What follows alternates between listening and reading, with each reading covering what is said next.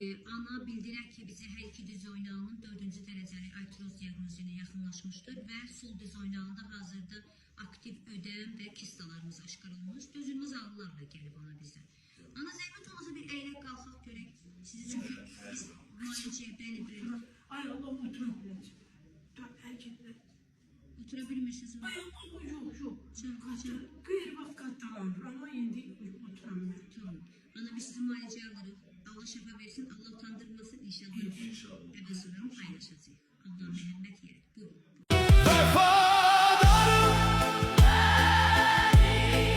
İlk baharım benim, eşkinde görmüşüm saadetimi. Menden dönsen ayım güneşim söner, gönül verdiğim doğru mehabbetimi. Değerli izleyicilerim, her vaxtınız xeyirli olsun. Daha bir uğurumuzu sizinle paylaşmak istəyirəm. Ana bize yaxınlaşmışdı 20 gün önce. Her iki diz oynaqlarının 4-cü dərəcəli artrozu. Anada şiddətli ağrılar vardı. Yeriyə bilmirdi, yata bilmirdi, dura bilmirdi. Özünüz kadrolarınızda göreceksiniz. Yoldaşının köməkliyi vasitəsilə bize 2 həftə gün gəlmişdi. Ama zəhmət olsun, ben çok danışmak istemiyorum. Özünüz təəssüratlarınızı bildirin. Ben necədir bugün necə? Çünkü sizi izleyeceğimler. Əvvəl pis. Əvvəl çox pis. Çox pis, indi çox şükür. Yaxşıyam. Ağrılarınız keçir. Hə. Akşam yatırsınız ya. Hə. Ağrılarınız yoktu. Gecə yoxsa bilmirdim nədir. İndi yatırsınız. Evdə gəzirdim. Ağrıdım. Aha. İndi ağrılarınız yoktu. Yox.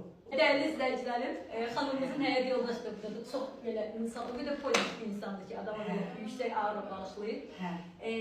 Bilirsiniz ki xəstə olan insanlar, yani narahat olan insanların en çok narahatçılığını onun yaxınları çəkir. Bize gələndə yoldaşının köməyi var. Yoldaşımla oğlumun köməyiyle gelmiş. Hələ tək yoldaşım yox, gücü çıxamıyordum. Oğlum da gəlmişdi oradan. Ve həkim gecəni səhərə qədər elə olurdu ki, yata bilmirdi. Dururdu, evin içərisində gəzirdi. İndi yatıram. Bura gəlib gedəndə yatıram. Çox şükür, Allah ərinizi var eləsin. Amin. Var eləsin, ərinizi çox şükür. Kim kızım, çok sağ ol, çok sağ ol.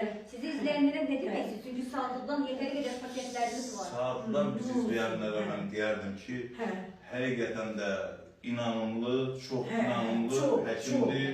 Çox düzgün müalicə prosedurları gedir, düzgün müalicə prosedurları gedir.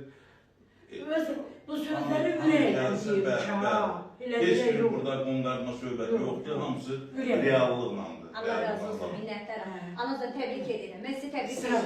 Hanımımızın sağlığınızı eləməyi, çox şükürlərinizə, klikamlarına sizə minnətdarlıq edir. Ana, mən sizə təbrik edirəm. Gözünüz aydın. Hanım bize çok ağır vəziyyətdə gəlmişdi. Artıq bugün müalicəmizi sonlandırıb, ana yola salırıq.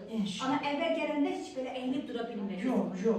Əylib dura zəhmət olmasa yoldaşınızın başına için əylib dururdunuz. Oturaq qalmaz, oxumayın, tutmaz, oxumayın.